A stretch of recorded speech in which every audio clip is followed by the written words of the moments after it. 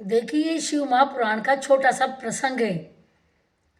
कहते हैं कि प्रसंग सुनने से, यानी कि शास्त्रों को सुनने से, राम शिव राधा कृष्ण जो भी नाम लेने से पुराने पाप होते हैं जो पिछले जन्म के, वो धुलते हैं।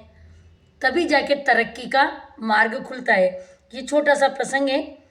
जब ब्रह्मा जी और विष्णु जी दोनों माया के वशीभूत होकर शंकर भगवान को बोल रहे हैं कि तुम तो वही हो जो हमारी भौहों के बीच से उत्पन्न हुए थे। तुम्हारे रोने के कारण ही हमने तुम्हारा नाम रुद्र रखा था। ब्रह्मा जी कह रहे हैं अब तुमको उचित है कि तुम हमारी शरण में आओ। शंकर भगवान को कह रहे हैं हम तुम्हारा हर प्रकार से रक्षा करेंगे।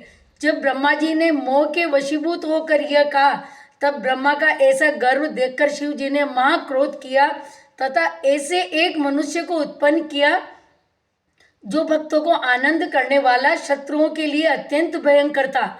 उसके मस्तक पर चंद्रमा था, तीनों नेत्र लाल थे तथा शरीर में सर्प लिपटे हुए थे। इस प्रकार उन्होंने हर प्रकार अपने समानी अपनी लीला के लिए उसे प्रकट किया।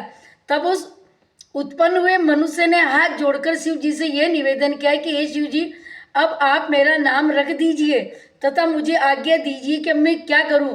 यह सुनकर शिव जी बोले तुम काल के समान ही प्रतीत होते हो, इसलिए तुम्हारा नाम कालराज होगा तथा तुम विश्व के भरण की शक्ति रखते हो, इसलिए तुम्हारा नाम भैरव भी होगा। तुमने काल भी भयभीत होता है तुमसे, इसलिए तुम्हारा नाम काल भैरव भी है। तुम गणों के दुखों को दूर करने वाले हो, इसलिए लोग तुम्हें अमरा दिक कहकर भी पुकारेंगे। ये सब काल भैरव जी के नाम है। तुम भक्तों के पापों का भक्षण करोगे, इसलिए तुम्हारा नाम पाप भक्षण भी होगा।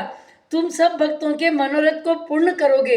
अब तुम अपना काम सुनो, मैं तुम्हें बताता हूँ। हे कुंभज, इतना कहकर शिव जी ने भैरव को यह आज्ञा दी कि हे भैरव, पदम सुत जो ब्रह्मा है यह हमारा महाशत्रु है, तुम इसको भली प्रकार शिक्षा दो।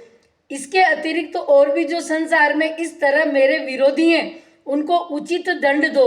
मुझे अपनी मुक्ति नगरी अर्थात काशी प्राण के समान प्रिय है, मैं तुम्हें उसका स्वामी बनाता हूँ। काशी में तुम्हारी दुआई फिरेगी और तुम वहाँ का राज्य करोगे। तुम्हारा कर्तव्य है कि काशी में जो मनुष्य पाप करे तुम उनको उपदेश करो।